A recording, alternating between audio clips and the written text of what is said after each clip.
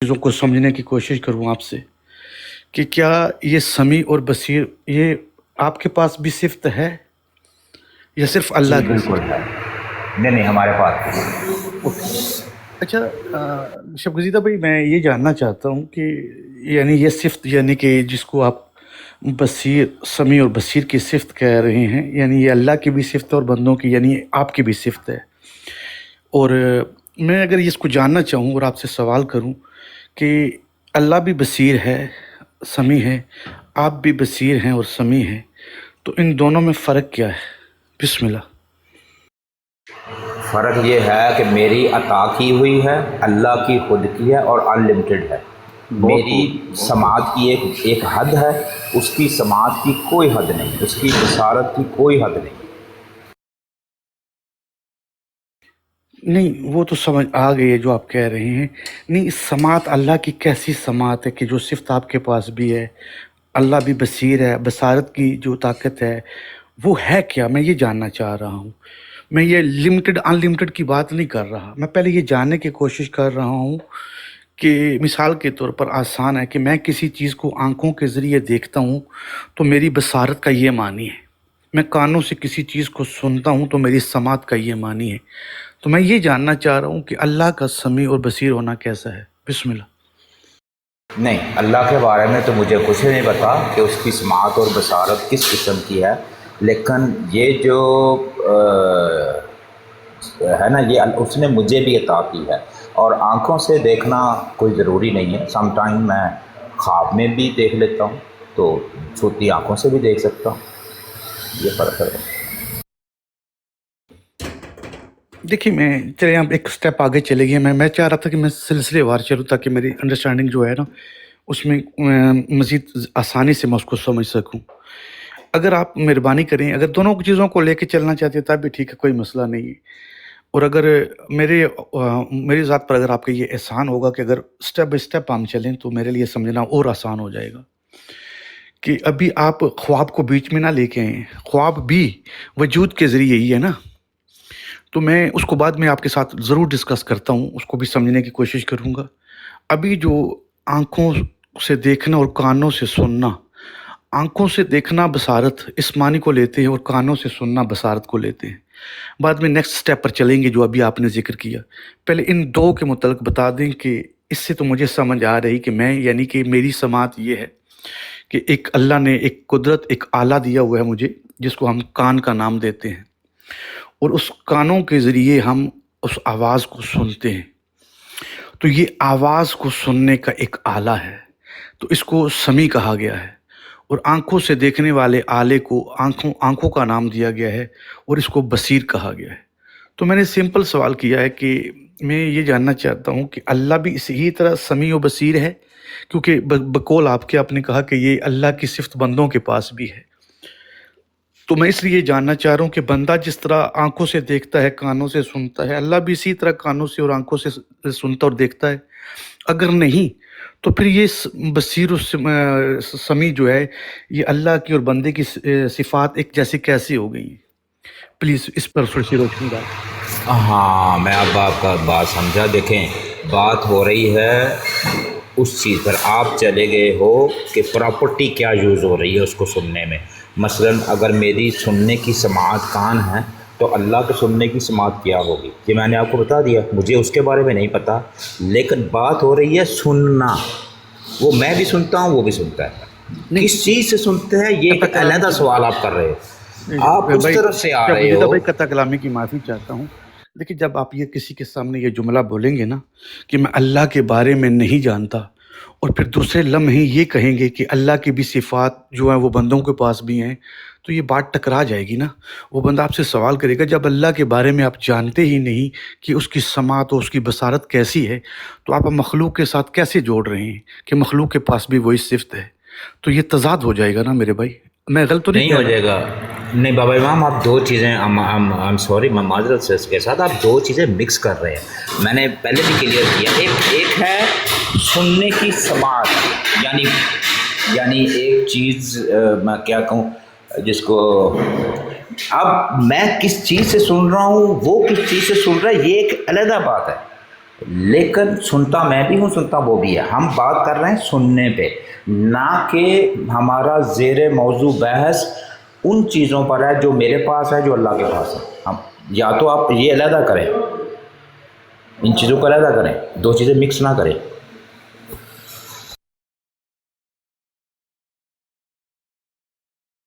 میری بات کو سمجھ پائیں آپ؟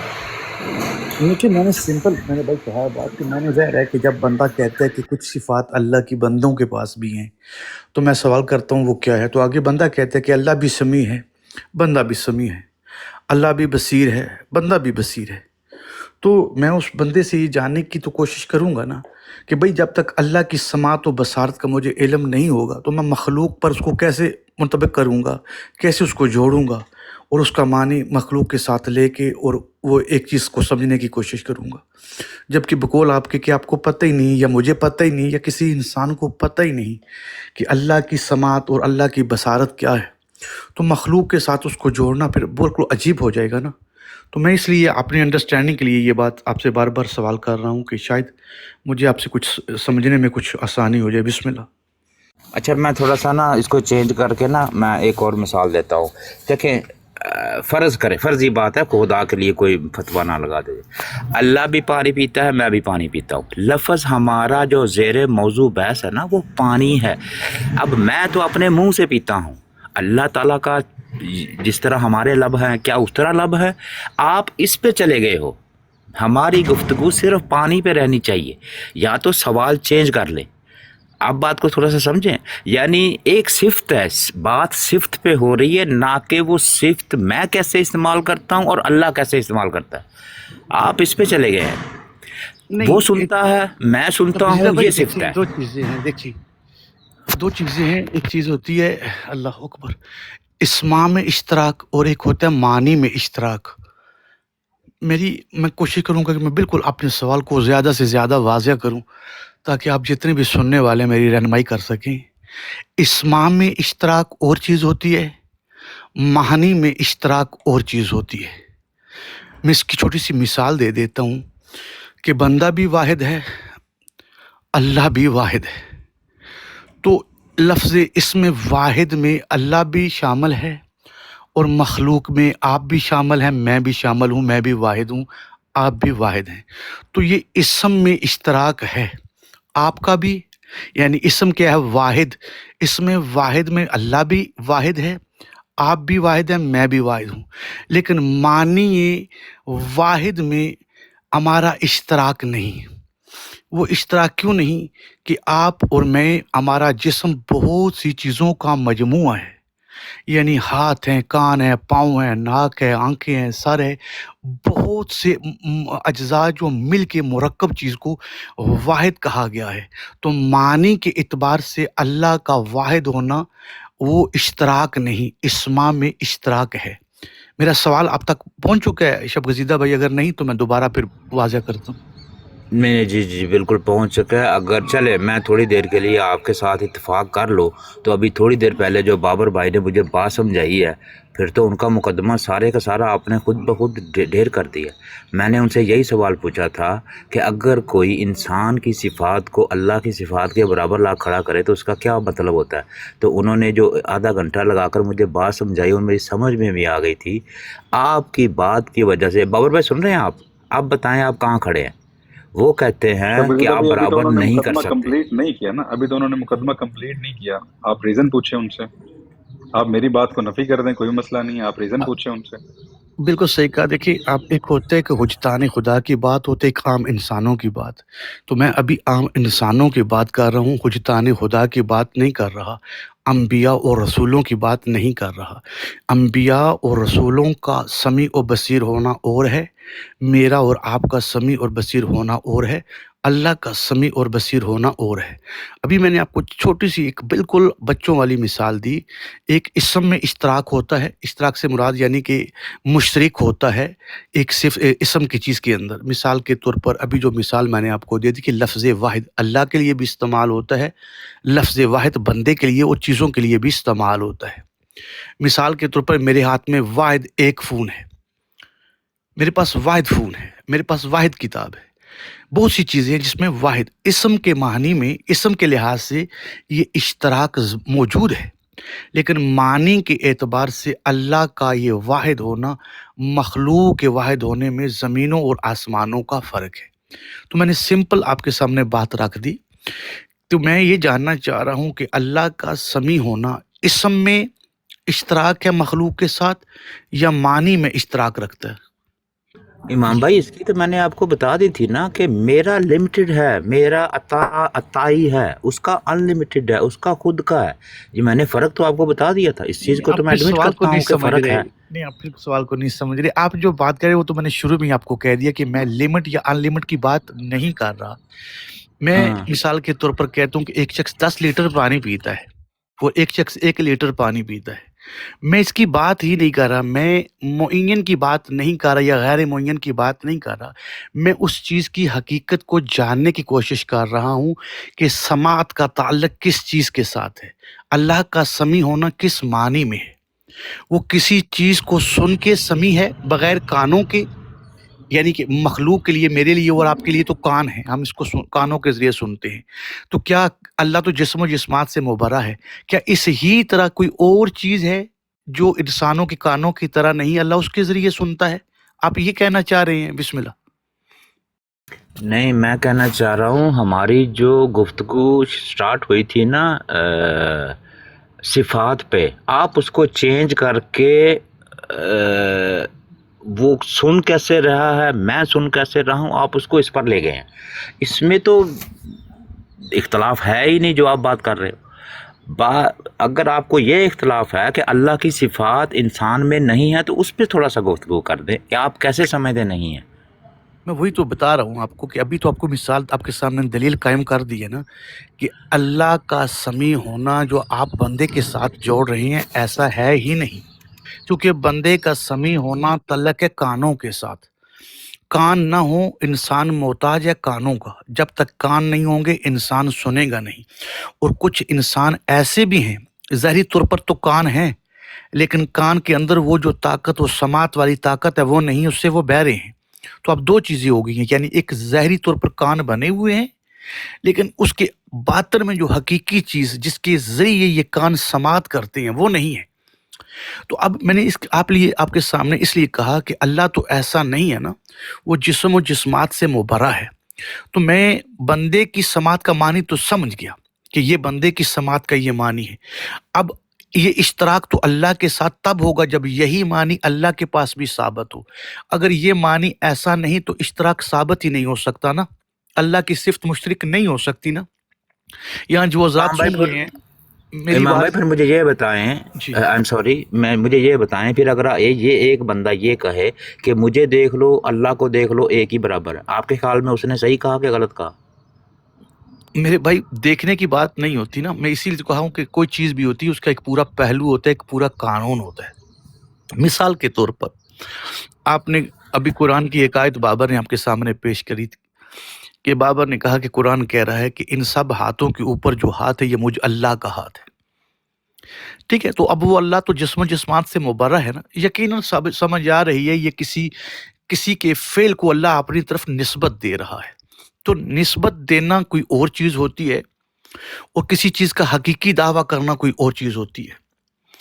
تو میرے خیال میں ابھی میں کوشش کر رہا تھا کہ اگر آپ سمجھتے ہیں کہ میرا سوال جو ہے اس قابل نہیں ہے کہ اس پر بات کی جائے، کوئی بات نہیں، آپ اس کو چھوڑ دیں، اگنور کر دیں، میں سنتا ہوں آپ لوگوں کو۔ بسم اللہ۔ شب گزیدہ بھائی یہ دیکھیے گفتگو ہے، جی بسم اللہ بسم اللہ۔ ذوالقرنین بھائی کچھ کہہ رہے تھے آپ؟ باب امام سر، بڑی مہربانی آپ آئے یہاں پہ۔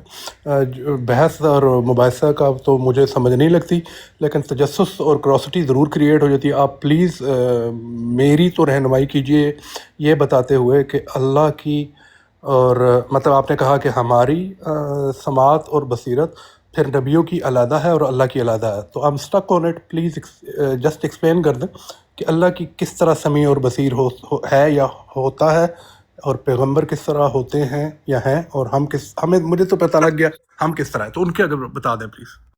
جی جزاک اللہ، سلامت رہیں ذوالقرنین بھائی۔ یہ بات صرف سمجھنے کے لیے کر رہا ہوں، اس پر یہ کسی پر عقیدہ تھوپنے کی بات نہیں ہے، نہ کوئی اس کو اس طرح اس ذیل میں لے۔ میں صرف آپ کے سامنے دلائل پیش کر دیتا ہوں. میں پہلے سب سے پہلے خدا کے سمیع ہونے پر میں آپ کے سامنے کچھ قانون پیش کر دیتا ہوں. اگر آپ اس قانون کو اپنے پاس محفوظ کر کے اس پر غور و فکر کر لیتے ہیں بعد میں، یا جب آپ کو موقع ملے تو آپ اس پر غور و فکر کر لینا. السلام علیکم. وعلیکم السلام. کیسے ہے بھائی لوگ؟ الحمدللہ، احسان رب العزت کی. آپ اچھا سنیں. بھائی صاحب، اللہ کو تشبیہ دینا مخلوق سے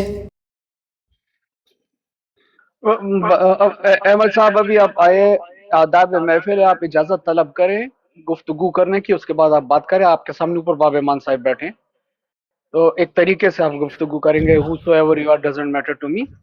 تو آپ پہلے سوری اجازت طلب کریں. احمد بھائی کوئی آپ بات کو نہیں، فی آپ سے الحال بعد میں اجازت بات نہیں کرتے ہے، ہیں. فی الحال آپ کو چلیے اجازت نہیں ہے. باب ایمان صاحب بات کر رہے ہیں. جی صاحب جاری رکھیں. سوری. کوئی بات نہیں احمد بھائی، سلامت رہے.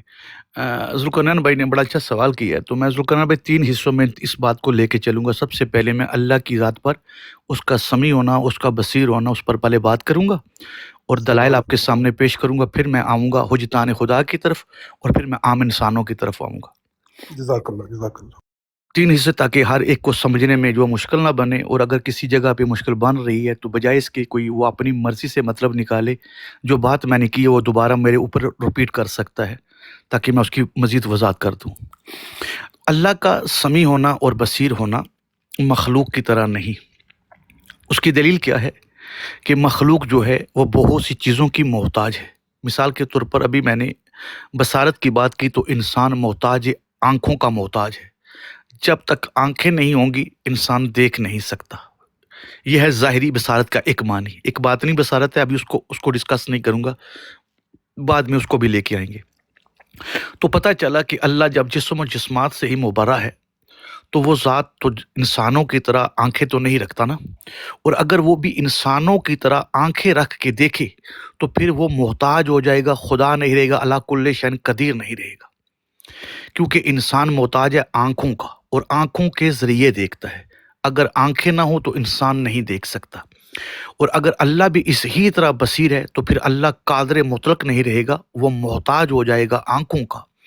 تو پتہ چلا کہ اللہ کا بصیر ہونا اس معنی میں نہیں، وہ کسی اور چیز سے، چاہے وہ کوئی بھی ہو، انسانوں کی طرح نہ ہو، کوئی بھی چیز آپ لے کے آئیں گے نا بصارت کے لیے یا سماعت کے لیے، تو پھر اللہ اس چیز کا محتاج ہو جائے گا. یعنی وہ چیز اگر نہ ہو تو اللہ اس کے بغیر نہ سن سکتا ہے نہ دیکھ سکتا ہے. تو یہاں پر نقص آ جائے گا خود توحید کے لیے. تو اللہ اس طرح کا سمیع اور بصیر نہیں. اب سوال یہ ہوتا ہے کہ پھر اس کی سماعت و بصارت کیا ہے؟ تو اس کی سماعت و بصارت، اس کی جتنی ہی صفات ہے نا، وہ ایک ہی چیز ہے. یعنی اس کا سمیع ہونا آنکھوں والا کانوں والا نہیں، اس کا بصیر ہونا آنکھوں والا نہیں. اس کی تمام صفات جو ہیں، تمام کی تمام صفات ایک ہی چیز ہے، اور وہ ہے اس کا علم و قدرت. اس سے جدا کوئی چیز بھی آپ بنائیں گے تو وہ اس کا محتاج ہو جائے گا. جو محتاج ہو جائے وہ اللہ نہیں رہتا. ذوالقرنین بھائی یہاں تک آپ کو بات سمجھ آ گئی ہے؟ پھر میں آگے چلتا ہوں. بسم اللہ. جی جی بالکل جزاک اللہ. یہاں یہ بات آپ کو کلیئر ہو گئی ہے نا کہ اگر ہم انسانوں کے علاوہ، یعنی کہ چلے انسانوں کے تو کان ہوتے ہیں اور آنکھیں ہوتی ہیں، ان کے ذریعے سنتا اور دیکھتا ہے، تو اللہ تو جسم و جسمات سے مبرہ ہے. تو اب کوئی شخص اگر ان چیزوں کے انسانوں اجزاء کے علاوہ اللہ کے لیے کوئی سماعت اور بصارت کا آلہ لے کے آتا ہے نا، تو یہ بھی کفر ہو جائے گا. کیونکہ پھر وہ اللہ کو اس سماعت کا، اس آلے کا محتاج بنا دے گا، چاہے وہ سماعت والا ہو چاہے وہ بصارت والا ہو. تو جو محتاج ہو جائے وہ اللہ نہیں ہوتا. تو اس کی قدرت میں کوئی چیز کمی ہے ہی نہیں کہ وہ کسی چیز کو سن کے تو اس کو پتہ چلے. یہ بات اور واضح رکھیں، میں اور واضح کر دیتا ہوں کہ اللہ کی قدرت میں سماعت اس کی قدرت ہی ہے، بصارت اس کی قدرت ہی ہے. اس کے علاوہ کوئی چیز مانیں گے تو وہ محتاج ہو جائے گا. لہٰذا اس کی قدرت، اس کی سماعت، اس کی بصارت ہے، اس کے علاوہ کوئی چیز نہیں. اور سنا، یعنی پہلے اس کو کسی چیز کا علم نہیں تو اب سن رہا ہے، نعوذ باللہ، تو ایسا بھی نہیں. پہلے کسی چیز کا اس کو علم نہیں تو اب دیکھ رہا ہے. تو سماعت و بصارت کا یہ معنی نہیں.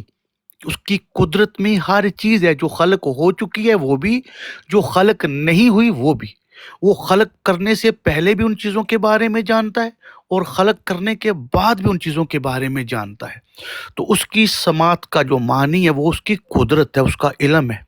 جی بسم اللہ. جی جزاک اللہ، اللہ پاک آپ سے راضی ہوں، بہت اچھے طریقے سے سمجھ گیا ہوں میں. جی یہاں کوئی اشکال تو نہیں رہ گیا آپ کو کہ کسی چیز کی وضاحت نہ ہوئی ہو جو مشکل ہو؟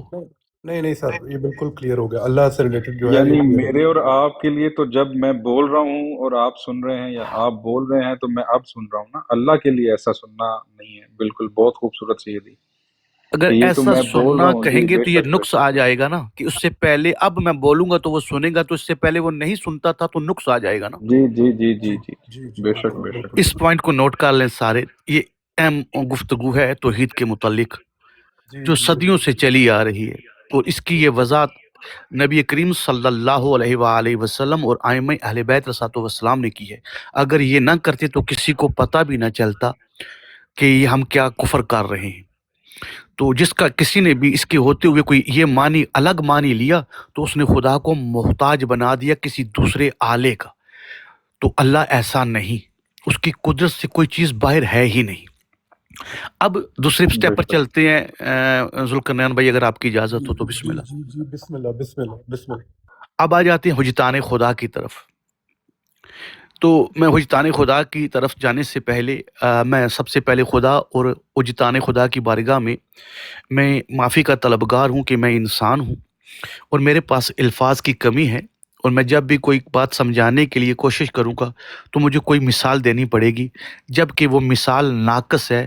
وہ انبیاء و حجتان خدا کے شایان شان نہیں ہے، لیکن میری مجبوری ہے کہ کیونکہ میں عام انسان ہوں، خاطی انسان ہوں، خطا کار ہوں، علم بھی اتنا نہیں ہے، تو مجبوری کی بنیاد پر یہ مثال جو میں آپ کو دوں گا حجتان خدا کے لیے، تو یہ میری اللہ جی آپ سے راضی ہوں، جزاک اللہ. بسم اللہ.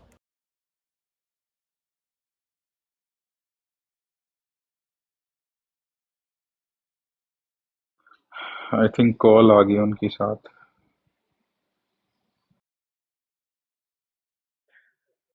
باب ایمان سر واپس آئے تو یہ کوشچن ایڈ کر لیں. ویسے اللہ کا سننا ثابت بھی نہیں ہے، عقیدے کی بنیاد پہ ساری بات ہے. یہ کوشچن ہے یا اسٹیٹمنٹ ہے؟ قاسم سیدی دونوں ہیں. بسم اللہ یا علی وہ یا سر علی. جو دونوں ہیں سر جی، وہ ثابت ہی نہیں ہے ٹھیک سر. ہے یہ تو عقیدے کی بنیاد ٹھیک پہ ہے. ایک کتاب نے لکھ دیا سو لکھ دیا سر. بسم اللہ سیدہ، بسم اللہ نقوی بھائی، بسم اللہ مرشد آگا، یا علی یا علی.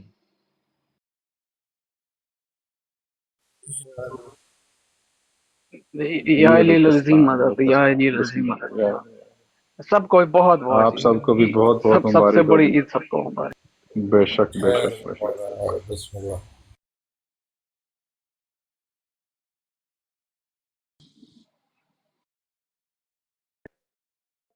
باب ایمان سر کی کال آ گئی. جی وہ میرے خیال میں آ جاتے ہیں ابھی. ہاں ان کے وہ بھی السلام علیکم یا علی علیہ السلام. مدد جی آپ یا جی علی شاہ جی العظیم بسم اللہ مدد، یا یا علی یا علی علی. العظیم کیسے مدد. ہیں آپ؟ طبیعت ٹھیک ہے آپ سب یہ کی؟ جہاں میں اس میں تھوڑا سا عرض کر دوں کہ آگے باب آگے ایمان آگے آگے. وعلیکم بسم السلام. اللہ سیدہ. اچھا معذرت، میں وہ کال آ گئی تھی تو میں نیچے گر گیا. جی جی جی بسم اللہ جی. اچھا ابھی آ جاتے ہیں ذوالقرنین بھائی دوسری یعنی صفت جو مشترکہ کی طرف کہ وہ انبیاء جو حجتان خدا ہیں. ظاہری طور پر یقیناً یہ تو بات آپ کو پتہ ہے کہ خدا کو انسانوں کی طرح تو جسم رکھتا نہیں ہے کہ وہ کسی نبی کے پاس بیٹھ کے تو اس کے ساتھ بات کرے گا اور کہے گا کہ تم ایسا کرو تم ایسا کرو. تو میں وہاں اشتراک جو ہے، صفات کا اشتراک جو ہے اس کے اوپر تھوڑی سی ایک مثال دے دیتا ہوں. قرآن کی ایک آیت ہے جو یقیناً آپ تمام تلاوت کرتے رہتے ہیں. بسم اللہ الرحمن الرحیم، وما تشاؤون الا ان یشاء اللہ. ذوالقرنین بھائی یہ آیت یقیناً آپ قرآن میں پڑھتے رہتے ہیں. اس آیت کا معنی اگر آپ بھائیوں میں سے کوئی بتا سکتا ہے کہ یہ جو آیت میں نے ابھی آپ کے سامنے پیش کی ہے، وما تشاؤون الا ان یشاء اللہ. جی یہ شب گزیدہ بھائی سے ہی کرا لیتے ہیں، ماشاءاللہ ٹرانسلیٹ اچھا کر جی لیتے ہیں. بسم شب اللہ. گزیدہ بھائی اس آیت کا ترجمہ کر دیں گے؟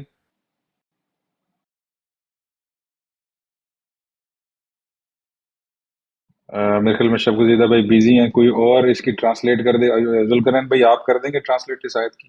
چلے میں بتا دیتا ہوں، بعد میں آپ اس آیت کا ترجمہ خود سب دیکھ جی لیں. بسم اللہ. جی بسم اللہ بسم یہ اللہ قرآن میں کہہ رہا ہے وما تشاؤون الا ان یشاء اللہ، کہ اے میرا رسول جو ہے یہ کچھ بھی نہیں چاہتا، یہ جو بھی چاہتا ہے وہی چاہتا ہے جو میں اللہ چاہتا ہوں۔ تو اس آیت میں چاہت کی بات ہو رہی ہے، تشاؤن کی جو بات ہو رہی ہے، چاہت کی بات ہو رہی ہے۔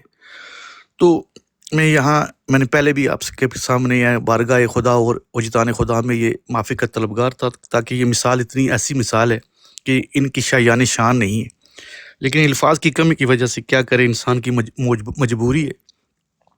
اگر آپ غور و فکر کریں کہ جب ماں کے شکم میں، ماں کے پیٹ میں بچہ آتا ہے، تو ایک وہ بچہ تو ظاہر ہے ماں کے ساتھ بول تو نہیں سکتا، اب ماں کی شکم میں ہے، تو اب اس کی چاہت جو ہے، اس بچے کی چاہت جو ہے وہ ماں کی چاہت میں منتقل ہو جاتی ہے۔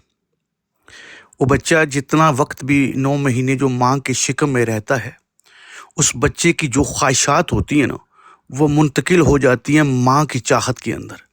اب جس بچے کی ضرورت کی جو چیز ہے، وہ بچہ جو خواہش خود بول کے تو نہیں بتا سکتا ماں کو، کیونکہ وہ بھی ماں کے شکم میں ہے۔ تو اللہ نے کیا کمال کیا ہے، اللہ نے یہ قدرت استعمال کی ہے کہ اس ماں کی چاہت میں بچے کی چاہت کو منتقل کر دیا ہے، کہ بچے کو جس چیز کی ضرورت ہے ماں کے اندر وہ خواہش پیدا ہوتی ہے، ماں ان چیزوں کو کھانا شروع کر دیتی ہے۔ میں ایک چھوٹی سی آسان سی مثال دے دیتا ہوں، خاص کر کے وہ ہماری مائیں یا بہنیں جو ہم کو سن رہی ہیں، وہ اس چیز سے بارہا گزری ہوں گی کہ عام زندگی میں وہ بہت سی ایسی چیزیں ہیں جن کو وہ کھانا یا پینا پسند نہیں کرتی، لیکن جب وہ حاملہ ہوتی ہے، ان کے شکم میں، ان کے پیٹ میں وہ بچہ ہوتا ہے، تو ان چیزوں کو بھی کھانا شروع کر دیتی ہے جو عام زندگی میں وہ استعمال نہیں کرتی۔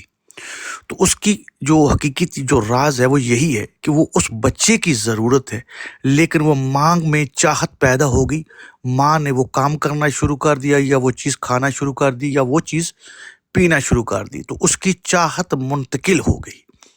اب وہ چاہت اس بچے کی ہے، لیکن ہو کس کے ذریعے رہی ہے؟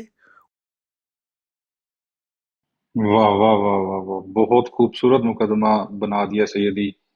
آپ پھر میرے خیال میں کال وغیرہ کی وجہ سے ڈراپ ہو گئے ہیں، لیکن بہت خوبصورت مقدمہ۔ ذوالقرنین بھائی سمجھ آ رہی ہے جی؟ جی جی بالکل بالکل او بالکل۔ ہو، بہت خوبصورت مقدمہ جی۔ بسم اللہ سیدی۔ جی ذوالقرنین بھائی، آواز میری اصل میں پتہ نہیں کیا ہوا، ایک دم سے میں نیچے گر گیا۔ جی وہ پتہ نہیں ڈراپ ہو گئے جی، پتہ نہیں کیسے۔ بسم اللہ۔ جی جی بسم اللہ کنٹینیو کیجیے۔ یہاں تک بات واضح ہو گئی ہے ذوالقرنین بھائی؟ جی جی جی بالکل۔ تو یعنی پتہ چلا کہ ایک ماں جو کسی منصب پر بھی نہیں، یعنی ایک منصب ہے ماں والا منصب۔ بس اب یہاں سے آپ نے جو سب سے اہم نقطہ ہے وہ یہ نوٹ کرنا ہے کہ انبیاء اور رسولوں کے مقابلے میں ماں کا کوئی منصب نہیں، لیکن ماں خود ایک منصب ہے۔ اب لفظ ماں یہ صرف مسلمانوں کے لیے نہیں، اس زمین پر ہر وہ مخلوق جو دنیا میں آتی ہے اس کے پاس یہ رشتہ ہے، چاہے وہ جانور ہوں، چاہے وہ جرند ہوں، چاہے وہ پرند ہوں، چاہے وہ انسان ہوں، تو ہر کے پاس یہ منصب، ماں والا منصب جو ہے یہ موجود ہے۔ تو اللہ نے ایک چھوٹے سے منصب یعنی ماں والے منصب جو صرف اپنی ایک اولاد کے لیے ماں ہے، اپنی بیٹی یا بیٹے کے لیے ماں ہے، تو اس کے لیے خدا نے اس کی چاہت کا ایک انتظام کر دیا ہے۔ تو اب غور و فکر کریں کہ جو خدائی نمائندہ ہوگا، جو مخلوق یعنی انسانوں کے لیے رحمت العالمین بن کے آئے، تو اس رحمت العالمین کی جو چاہت ہوگی وہ خدا کی چاہت کے ساتھ کتنی منسلک ہوگی، کیونکہ تمام انسانوں کی ضروریات کو پورا کرنے کے لیے، یعنی ماں بچے کی ضروریات کو پورا کرنے کے لیے خواہشات سے منسلک ہو گئی ہے، اشتراک ہو گیا ہے، اور حجتان خدا جو ہیں وہ مخلوق، جس مخلوق کے لیے وہ ہادی بن کے آئے ہیں، تو خدا کی طرف سے ان کا خدا کے ساتھ ایسا ہی تعلق ہے کہ جس طرح ماں اپنے بچے کی خواہشات کو بغیر بولے جان سکتی ہے کہ بچے کو کس چیز کی ضرورت ہے، تو وہ حجتان خدا قرب الہی میں اس قدر قرب الہی میں ہے کہ اس قرب کی بدولت وہ جان لیتے ہیں کہ اللہ کی چاہت کیا ہے۔ تو اس چاہت سے مراد یہ بولنے والی چاہت، سننے والی، دیکھنے والی نہیں، تو اس ہی معنی میں یہ پلٹ گئی ہے۔ اب عام انسانوں کی چاہت تو آپ کی آنکھوں کے سامنے، یہ 5 طاقتیں انسانوں کے پاس، اب انبیاء کو الگ کر دیا، خدا کی ذات کو الگ ہو گیا، اب آگے عام انسان۔ تو جتنے بھی انسان ہیں ان کے پاس 5 چیزیں جس کو حواس خمسہ کہا جاتا ہے ذوالقرنین بھائی، انسان کی جتنی بھی چاہت ہے ان 5 چیزوں کے ساتھ جڑی ہوئی ہے۔ آنکھ سے دیکھتے ہیں تو کسی چیز کو کرنے کا، حاصل کرنے کا ارادہ بناتے ہیں یا اس سے دور ہونے کا ارادہ کرتے ہیں۔ کان سے کسی آواز کو سنتے ہیں تو اس آواز کو سننے کا ارادہ بناتے ہیں یا اس سے دور ہونے کا ارادہ کرتے ہیں۔ اس ہی طرح آپ کے پاس تیسری طاقت ہے ناک سے سونگھنے کی طاقت۔ اس سونگھنے والی طاقت سے استعمال کرتے، اس سے آپ کا ارادہ بنتا ہے کہ آپ نے یہ کام کرنا ہے یا نہیں کرنا۔ چوتھی طاقت ہے زبان کی لذت، ذائقہ۔ اس سے استعمال کر کے آپ ارادہ بناتے ہیں یا کسی چیز کو کھانا ہے یا نہیں کھانا۔ اسی طرح 5ویں طاقت ہے، اس کو کہتے ہیں لمس، ہاتھ کی لمس۔ ہاتھ سے ٹٹول کے، دیکھ، ہاتھ سے مس کر کے کسی چیز کو جان لینا یہ سخت ہے یا نرم ہے، پھر اس کے بعد فیصلہ کرنا اس کو حاصل کرنا چاہیے یا نہیں۔ تو یہ انسان کی جتنی بھی چاہتے ہیں وہ جڑے ہوئے ہیں ان 5 طاقتوں کے ساتھ، ان کے محتاج ہیں، اور خدا ان 5 طاقتوں کا خالق ہے۔ اور چھٹی طاقت جو سب سے بڑی طاقت ہے ان 5 طاقتوں کے اوپر، اس کا نام ہے عقل، اور اللہ عقل میں بھی نہیں آتا، وہ عقل کا بھی خالق ہے۔ جی ذوالقرنین بھائی بسم اللہ۔ اللہ اکبر، اللہ اکبر، بہت خوب ماشاء صحیح، اللہ بسم اللہ ماشاء ذوالقرنین اللہ بھائی۔ سر ماشاء جی یہ اللہ۔ سعیدہ ایک کوشچن رکھنا چاہ رہی ہیں۔ جی بسم اللہ۔ جی سیدہ سسٹر حضرت بارمان سر کیسے ہیں آپ؟ طبیعت مولا علیہ کیسی ہے؟ السلام حضرت احسان مالکو کی، آپ سنائیں۔ شکر شکر۔ بارمان سر وہ بیچ میں تھا، ابھی نکل گیا ذہن سے۔ جی کوئی بات نہیں، بسم اللہ۔ بڑی مہربانی، جزاک اللہ۔ ذوالقرنین بھائی آپ کو ان 3 الگ الگ چیزوں کو میں نے بیان کی ہے، یہاں پر کوئی آپ سمجھتے ہیں کوئی نقص ہے یا کوئی کمی ہے یا آپ کو صحیح سمجھ نہیں آئی تو پلیز کوشش کریں وہ مجھے بتا دے، تاکہ میں جو ہے اگر کمی ہے تو اس کمی کو دور کروں، اور اگر کوئی بات سمجھ نہیں آئی تو کوشش کروں اور آسان کر لوں۔ بسم اللہ۔ نہیں بالکل، ہر ایک بات بہت اچھے سے سمجھ آ گئی ہے، بہت کلیئر سٹیٹمنٹ تھی آپ کی، الحمدللہ ہر ایک بات سمجھ آ گئی ہے، پر اگر اجازت دیں تو کچھ ایڈ کر دوں یہاں پہ۔ جی ضرور، بسم اللہ، میں سنتا ہوں، جی بسم اللہ۔ جی نہیں ایڈ وہ میں نہیں، مطلب کوسٹن اسی کے بیچ میں، جیسے آپ نے اللہ کے بارے میں بتایا، پھر انبیاء کے بارے میں بتایا، اور پھر انسانوں کے بارے میں، مطلب ہم عام انسانوں کے بارے میں بتایا، تو بیچ میں ایک کڑی مجھے لگ رہا ہے کہ ہم مطلب میں مس کر گیا ہوں امامت کی۔ تو کیونکہ وہاں پہ تو آپ نے انبیاء کا بول کے کہ انبیاء، تو انبیاء کے بعد ولایت اور امامت۔ جب لفظ حجت استعمال کرتے ہیں نا تو یہ مشترکہ معنی میں ہوتا ہے، یعنی کہ جب بھی لفظ حجت استعمال ہوتا ہے تو اس میں نبی، رسول، امام اور اولیاء، یہ بقول قرآن اور بقول نبی کریم صلی اللہ علیہ وآلہ وسلم اور ائمہ اہل بیت علیہ السلام، یہ تمام کے تمام اس میں شامل ہوتے ہیں لفظ حجت یا حجتان خدا جب استعمال ہوتا ہے۔ جی بسم اللہ۔ جزاک اللہ، بس اتنا ہی، جزاک اللہ، اللہ پاک آپ سے راضی ہو۔ الہی امین، مالک آپ سب کو بھی سلامت رکھے۔ باقی سر آپ جی کی جستجو کو ویسے بھی سلام ہے ذوالقرنین بھائی۔ جی جی جی کاظم سید بسم اللہ۔ سر جی ویسے ابھی آپ جب بیٹھ گئے تو میں ایک چیز بات کر رہا تھا سر، جتنی سر جی ابھی آپ نے اگزامپلس دی ہیں جی کے لیے تو درست ہے سر جی، لیکن ثابت نہیں ہے سر جی، مطلب اس کی ایک بڑی مضبوط سی چیز نہیں کہ اللہ سنتا بھی ہے سر، ایک عقیدہ ہے اللہ سنتا بھی ہے سر، ایک عقیدہ ہے سر جی، عقیدے کی بنیاد پہ سر جی، اور ایک اس کو جسے ہم کہتے ہیں ایک لاجیکل کنکلوژن ہے اس ذات کے ساتھ کہ جو نظر نہیں آئے گی، صفت تعین اشارہ اس کی طرح نہیں ہوگا، تو اس کے لیے سر جی ہماری یہی ازمپشن ہے، پھر ہماری جان کے مالکوں نے تو یہ فرما دیا سر جی۔ کیا سر جی دنیا میں آپ ایسی کوئی مثال دیکھتے ہیں کہ جس سے یہ ثابت ہو کہ سر جی اللہ بغیر کانوں کے سنتا بھی ہے؟ میں نے ابھی آپ کو بتایا نا کہ سننا، اگر وہ بغیر کانوں کے علاوہ کوئی اور چیز بھی لے کے آئیں گے تو پھر اس چیز کا محتاج ہو جائے گا نا۔ سر میں اس کمیونیکیشن کے اوپر ایک چیز نقطہ ایڈ کرنا چاہ رہا تھا جلدی سے کہ سر اگر ہم لوگ خود ہی دیکھ لیں اس بات کو کہ کیسے بغیر اس کے بغیر الفاظ کے پورے مفاہیم، پورے لفظ ہم تک پہنچتے ہیں، کہ جب اس کے ہلکا سا سر جی جو نمونہ ہو یا تو آپ کہہ لیں ہوتا ہے، جب آپ یا میں یا کوئی بھی ہم میں سے اپنے ذہن میں اپنے سے آپ سے گفتگو کر رہا ہوتا ہے تو سر نہ لب ہلتے ہیں نہ کان سنتا ہے، ہم پوری کی پوری بات اپنے سے کر بھی رہے ہوتے ہیں، سن رہے بھی ہوتے ہیں، اور اس کی بنیاد کے اوپر عمل بھی کر رہے ہوتے ہیں، اور یہ ہر انسان کر سکتا ہے۔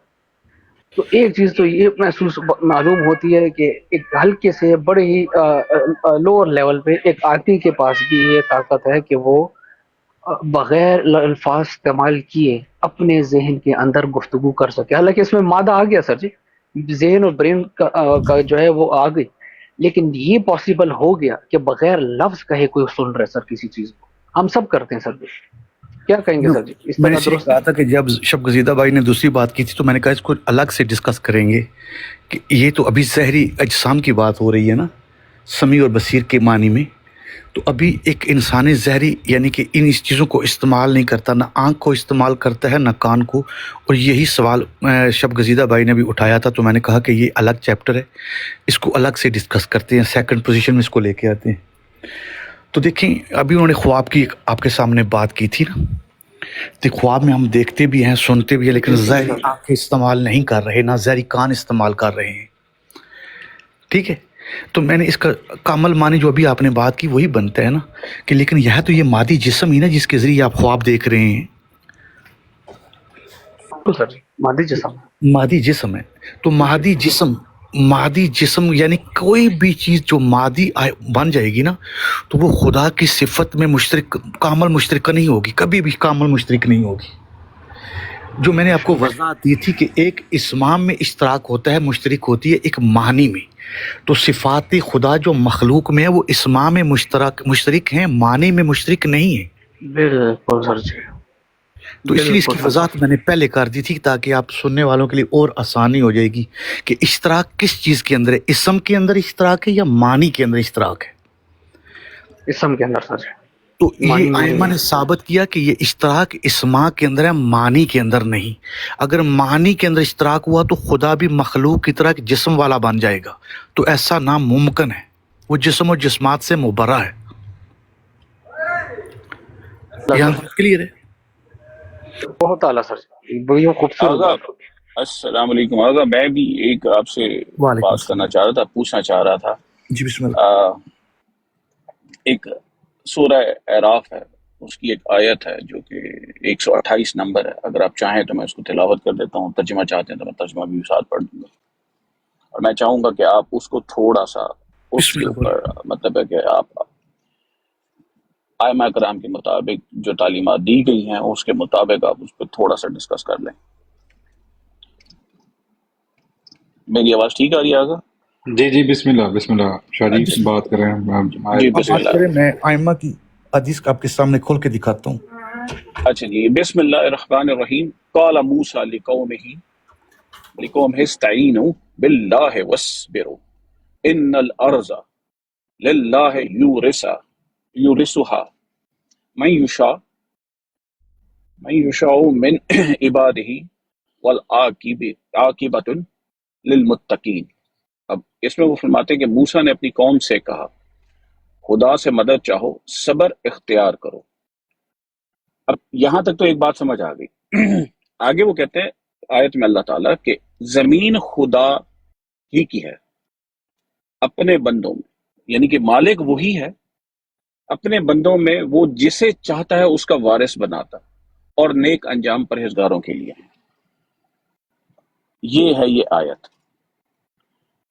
اب جو میری انڈرسٹینڈنگ ہے دیٹ از ویری کلیئر، میں اس پہ سمجھ سکتا ہوں اور میں پڑھ بھی چکا ہوں، لیکن میں یہ چاہتا ہوں کہ آپ اس کی تشریح تھوڑا سا تفسیر اس حساب سے کریں جو کہ ائمہ معصومین کے حوالے سے کی گئی ہے، تاکہ ہم یہ بیسیکلی کنٹینیوٹی ہے میرے خیال میں، میری ذاتی رائے کے مطابق جو ہم اب تک گفتگو کر چکے ہیں اس کی۔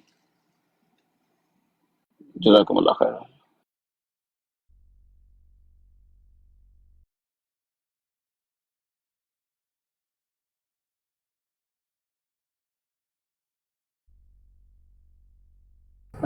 السلام علیکم شب گزیدہ بھائی، کیسے ہیں؟ السلام ورحمۃ اللہ، شکر الحمدللہ، آپ سنائیں کیسی ہیں؟ شکر۔ شب گزیدہ بھائی اگر تھوڑی سی آپ سے بات میں کر لوں۔ بالکل۔ शब्दसीदा भाई, अल्लाह की ज़ात पे बाब ईमान सर बात कर रहे हैं और ये बड़े इम्पोर्टेंट टॉपिक है तौहीद का। और हमें जैसे कि इल्म है कि आप लोग कुरान पाक को ही सिर्फ मतलब कहते हैं कि इस सिलसिले कुरान पाक अल्लाह के बारे में क्या बताता है, क्या है अल्लाह?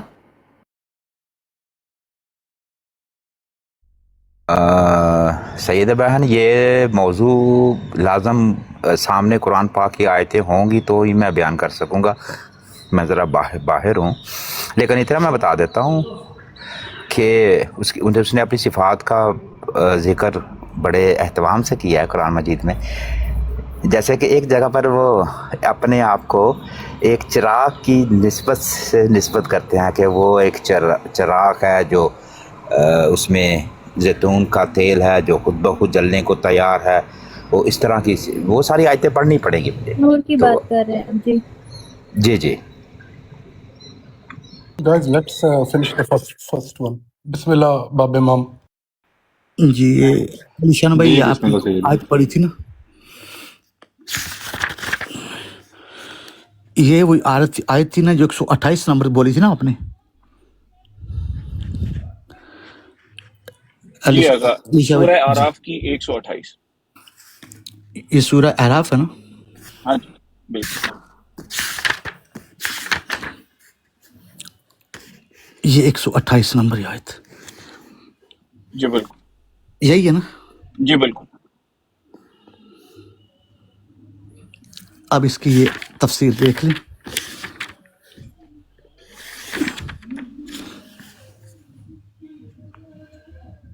ठीक है, जमीन खुदा की है, वो जिसे चाहता है इसका वारिस बनाता है, बेशक और बेहतर अंजाम अहले तकवा के लिए है। बेशक। मैं और मेरी अहले बैत अलैहिस्सलाम वो हैं जिन्हें खुदा ने जमीन का वारिस बनाया है, सुभान अल्लाह। और हम बिल्कुल ही ऐसे। अहले तकवा हैं। सारी जमीन हमारी मीरास है। जो शख्स किसी बंजर जमीन को आबाद करे तो वो जमीन इसकी मलकियत है। इसे चाहिए कि वो जमीन का खराज मेरी अहले बैत अलैहिस्सलाम के इमाम को पहुंचाए। ठीक है जी, सुभान अल्लाह। ये पूरी की पूरी तफसीर जो है यहाँ तक आती है। और इस आयत के ज़ैल में ये तफसीर नूर अल-सकलैन है, और जितनी शिया तफसीर, जिस शिया तफसीर को आप उठा के देखेंगे, इस आयत के ज़ैल में आपको यही मिलेगा। तो अगर यहाँ पे एक बात क्लियर हो गई ना कि जी, अगर अल्लाह कह रहा है कि बेशक जमीन का मालिक सिर्फ अल्लाह है, इसका मतलब ये अथॉरिटी तो सारी उसी के पास है। बेशक ला राइब। अब हम ये तो नहीं कह सकते कहीं पे भी कि नहीं जी उसके पास वो पट्टा मलकियत है। नहीं, वो उसकी हकीकी मालकियत जो है खुदा एग्जैक्टली की है। लेकिन खुदा अब की सवाल ये होता है कि क्या मालकियत से मुराद उसको इसकी ज़रूरत है? तो अगर वो उसको इसकी ज़रूरत है तो वो मोहताज हो जाएगा, लिहाजा हमारा खुदा मोहताज नहीं। नहीं है। तो बेशक। ज़मीन को खलक उसने किसी और के लिया जिसको ज़रूरत थी। तो ज़मीन की खिलकत का मकसद खुदा की ज़ात की इल्लत नहीं बल्कि मखलूक इल्लत है। बेशक। तो यानी कि उसने किसी के लिए ज़मीन को खलक किया है, अपने ज़ात के लिए नहीं। अगर उसने इस ज़मीन को किसी फ़ायदा, अपनी ज़ात के लिए फ़ायदा हासिल करने के लिए बनाया है तो वो मोहताज ज़मीन हो जाएगा। एग्जैक्टली आपके पॉइंट को ये आयत डिफाइन कर रही है। मैंने एक इसलिए नहीं, आपको सैकड़ों अहादीस तो को बहुत सी आयत हैं। कुरान की बहुत बहुत सी हैं, ज़्यादा लेकिन आयत। मैंने सिर्फ इसलिए ये सामने रखी क्योंकि इसके खुदा आपको मुताबिक अगर आप सलामत रखे, खुदा आपको सलामत अल्लाह रखे, बहुत इसका अजर अजीम अता करे। जज़ाकल्लाह। आमीन आमीन।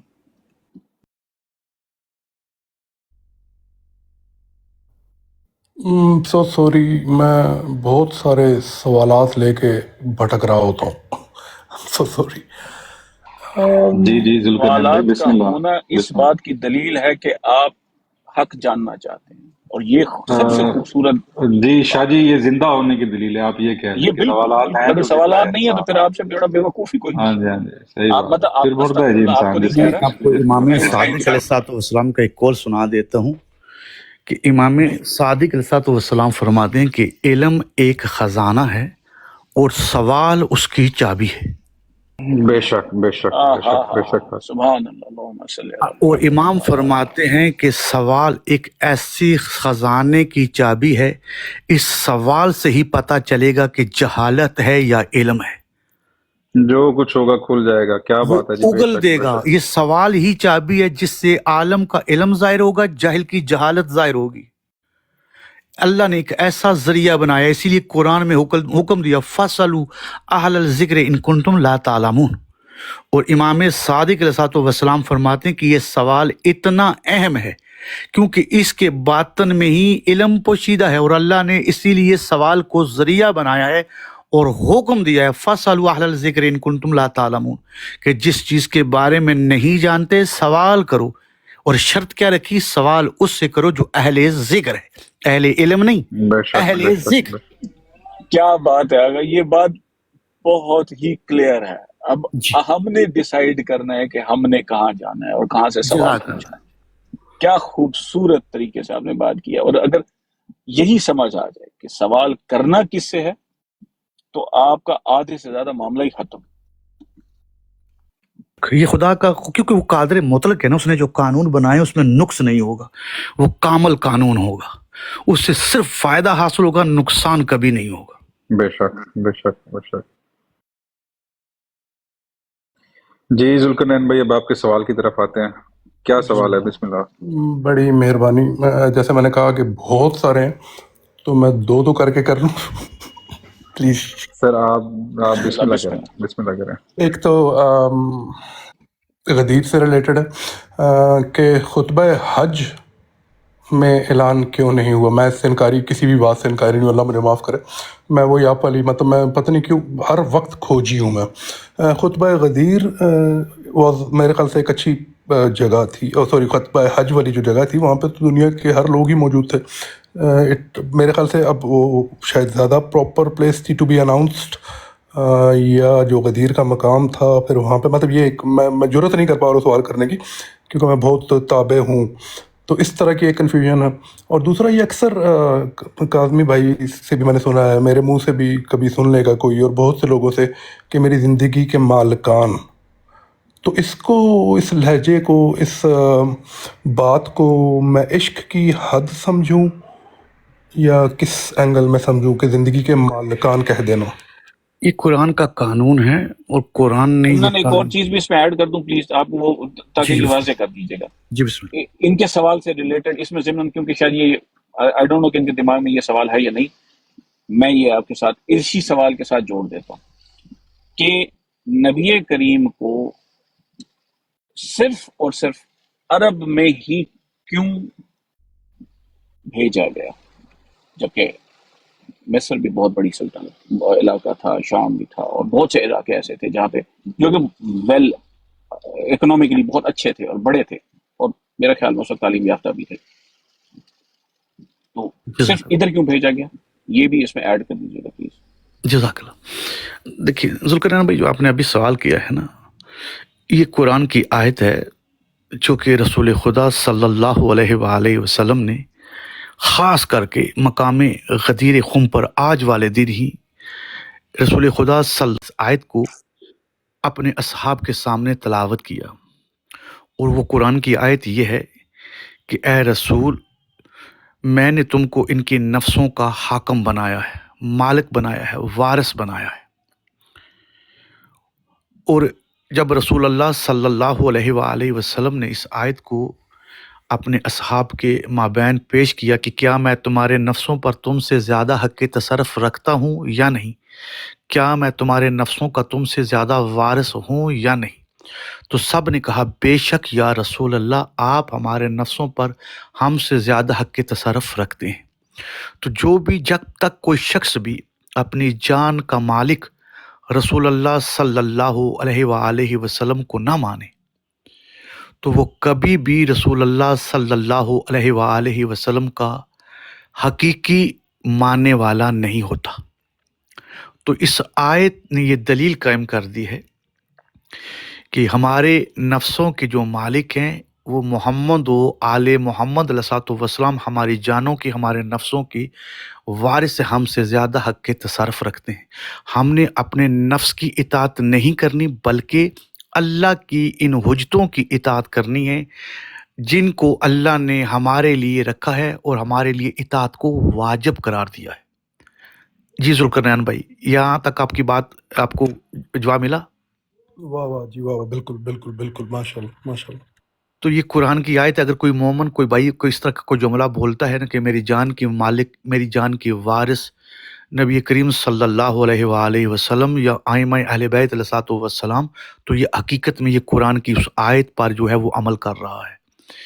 اب آتے ہیں علی شاہ بھائی نے جو سوال کیا تھا کہ کیوں، دیکھیں سوالات تو بہت سے انسان اٹھا سکتا ہے، اور ظاہر انسان کا یہ اپنی ذاتی بات نہیں، اس کے پاس جو اللہ کا دیا ہوا عقل ہے، یہ عقل بہت سے سوال کھڑے کرتی ہے۔ کہ جیسا کہ آپ نے ابھی ایک سوال پیش کیا کہ کیا دیگر بہت سے ممالک نہیں تھے، وہاں پر بھی تو رسول اللہ آ سکتے تھے۔ تو یہ خدا کا ایک قانون ہے، اور خدا اپنے اس قانون کے مطابق جب کسی نبی کو یا اپنی کسی حجت کو ظاہر کرتا ہے تو وہ اپنے علم کے مطابق کرتا ہے، وہ کیونکہ وہ ذات بہتر جانتی ہے کہ کس مقام پر، مثال کے طور پر کعبہ کی مثال کو لے لیں تو اب ایک ہی کعبہ ہے، اور تمام دنیا کے انسان جہاں جہاں پر بھی آباد ہیں مسلمان، ان سب کو وہ مکہ کے اندر ہی حج کے لیے جانا پڑتا ہے۔ تو اس سے بہتر نہ ہوتا، خدا معاف کرے، کہ اگر میں اپنی سوچ کو سوچتا یا آپ اپنی سوچ کو سوچتے، اللہ ہر جگہ پہ ایک کعبہ رکھ دیتا، لوگوں کو بجائے مکے والوں کا محتاج ہونے کہ ہر بندہ اپنے علاقے میں جا کے حج کر لیتا۔ تو علی شاہ بھائی، کیا یہ سوال بھی تو اٹھ سکتا ہے نا، جیسا کہ ایک سوال آپ نے اپنی طرف سے دیا۔ تو اب ایک سوال یہ بھی اٹھتا ہے کہ اتنے لوگ جو ہیں، اتنے ممالک سے، وہ مکہ میں جا کے حج کیوں کر رہے ہیں؟ تو اللہ ہر جگہ پر ایک ایک کعبہ رکھ دیتا۔ تو پتہ چلا کہ ہادی جو برحق ہوتا ہے نا، وہ کسی خاص بنیاد پر، خدا کسی مقام پر اگر کسی نبی کو رکھتا ہے نا، مکہ میں رکھا ہے تو مکہ کے اندر اس کی کوئی علت ضرور ہے۔ جیسا کہ آپ یقیناً جانتے ہیں کہ ام القریٰ کہا گیا ہے مکہ کو، کعبہ کو۔ علی شان بھائی، اگر آپ میرے ساتھ ساتھ، آپ پلیز تھوڑا سا میری مدد ہو جائے گی اگر آپ ساتھ بولتے رہیں تو۔ جی بالکل بالکل آگا، میں نے کہا آپ کو انٹرپٹ نہ کروں۔ نہیں بسم اللہ، کیونکہ وہ آپ کی بات سے جو مجھے زیادہ فائدہ ہوگا، کیونکہ جی مجھے ضرور آگے ضرور، کچھ بسم بات اللہ نہیں کر بسم سکوں گا۔ اللہ یہ ام بسم اللہ قریٰ بسم کے اللہ۔ نام سے تو آپ نے یقیناً جانا ہوا ہے نا کہ رسول اللہ کے جی بالکل متعلق اکثر لوگ کہتے ہیں کہ رسول اللہ امی ہیں، اور امی کا مطلب نعوذ باللہ یہ کہ وہ پڑھے لکھے نہیں تھے۔ تو اب قرآن کہہ رہا ہے اور ائمہ کہہ رہے ہیں کہ ام القریٰ کا معنی یہ ہے کہ یہ وہ مقام ہے جو جہاں سے زمین کو خدا نے آباد کیا، بچھانے کی اور ضرورت کو پورا کیا۔ تو ام القریٰ اس معنی میں ہے، وہ نعوذ باللہ اس معنی میں نہیں ہے کہ جہاں سے ابتدا ہوئی ہے۔ تو ہادی جہاں پر کسی چیز کی ہدایت کی ضرورت ہوتی ہے تو وہاں ہی اللہ ہادی کو رکھے گا نا۔ تو اس وقت اس مقام پر جتنی اہم ضرورت تھی ہادی کی، کسی اور مقام پر ہوتی تو وہ اللہ عادل ہے، پھر وہ مکہ میں نہ نبی کو بھیجتا، کسی اور مقام پر بھیجتا۔ کیا کہتے ہیں؟ جی بالکل۔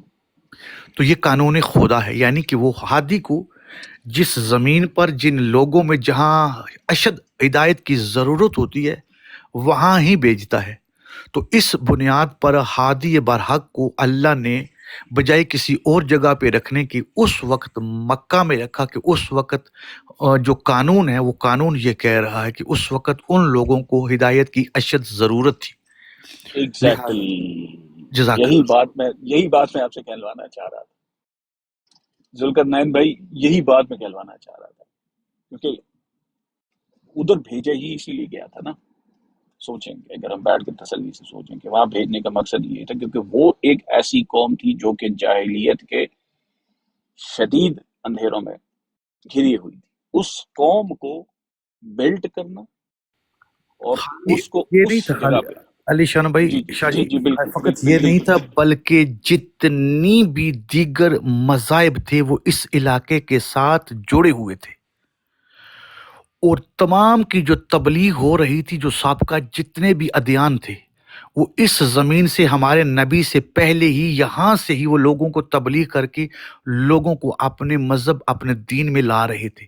تو اللہ نے یہ حکمت استعمال کی کہ بجائے ہر علاقے میں بھیجے، اسی مقام اسی مرکز میں جہاں ان کا مرکز ہے اس مرکز کو ہی نیست و نابود کر دے. بے شک بے شک بے شک بے جی شک. سر جی یہ لکی راجپوت بھائی کل سے بات کر رہے تھے کہ باب امان صاحب سے کچھ باتیں کرنی ہیں، تو اگر اور دوستوں کے موضوع ختم ہو تو لکی بھائی کل جو آپ بات رکھ رہے تھے باب امان صاحب موجود ہیں، آپ اپنے سوال رکھ سکتے ہیں. بسم اللہ. جی السلام علیکم رحمۃ اللہ، کیسے ہیں سب بھائی؟ وعلیکم السلام. لکی بھائی کیسے ہیں؟ وعلیکم السلام ورحمۃ وعلیکم اللہ. السلام. بابا امام کیسے ہیں؟ ابھی آپ کا گلا ٹھیک ہے؟ جی الحمدللہ کافی بہتر ہوں. آپ سنائیں. جی الحمدللہ، اللہ کا شکر. بابا امام بھائی یہ کاظمی بھائی نے مجھے سسپینس میں ڈالا ہوا ہے، بکا کا وہ آج بتا دے تھوڑا سا، بکا کیا ہے؟ ایک لفظ ہے مکہ اور بکا. اول البیت والی آیت کے اوپر بات کر رہے ہیں سر جی. جی جی کاظمی بھائی اگر ٹائم ہوا تو میں پھر وہ جو بابا امام کا میں نے یوٹیوب پہ وہ احد اور واحد میں نا میں وہ ویڈیو دیکھی تھی، اس کا بعد میں کر لیں گے، اور بھائیوں کو پہلے دیکھیں گے نا، جو ٹائم ہوا تو میں بعد میں کر لوں گا. ٹھیک ہے جی آپ رکھیں، بات رکھیں. باب امان صاحب بھی موجود ہیں، جب تک وہ اچھا کمفرٹیبل ہیں تو وہ بیٹھے ہوئے ہیں باب امان صاحب. جی جی. سر یہ اول البیت اور بکا، سر جی لفظ بکا کا میں نے ان کو وہ کیا تھا. آپ سر جی آپ آپ سے تھوڑی پوچھنا سی چاہ رہے تھے. بات آپ نے کی ہے تھوڑی سی بیان کر دیں تاکہ مجھے سمجھنے میں آسانی ہو کس سمجھ میں بات کرنی. سر یہ جو آیت ہے سر جی اول البیت جو ہے وہ بے بکا، اور وہ گھر جو ہے سر جی رحمت ہے اور مبارک، اور سر جی رحمت للعالمین. میں نے رحمت للعالمین پہ بھی بات نہیں کی اور سر جی مبارک پہ بات، میں نے بکا کے لفظ کے اوپر بات کی کہ بے ٹھیک. کاف الف. جی جی. جی کاظمی جی بھائی نے مجھے تھوڑا سا بتایا تھا کہ یہ رونے والی جگہ کو کہا جاتا ہے. بکا بے کاف الف صرف رونے والا گھر ہوتا بکا یعنی بکا سے. ہے. جی ہاں جی، یہ ابھی ڈکشنری آپ کے سامنے کھول دی تھی میں نے، اور بکا کا لفظ ہے یہ رونے والا گھر ہے، اور جو مبارک بھی ہوگا اور رحمت اور ہدی للعالمین بھی ہوگا. سر اس زمن میں سے بات ہوئی تھی. جی آپ نے ٹھیک بات کی ہے. میں ذرا آیت نکالوں. آیت کا نمبر بتا سکتے ہیں؟ سورہ بقرہ کی کون سی آیت تھی؟ لکی بھائی آپ نے آپ ہی نے بتائی تھی آیت یار. یہ میرے خیال نا سورہ البقرہ کی میں نکالتا ہوں 124-25 ہوگی، میں ابھی نکال دیتا ہوں، دیکھتا ہوں.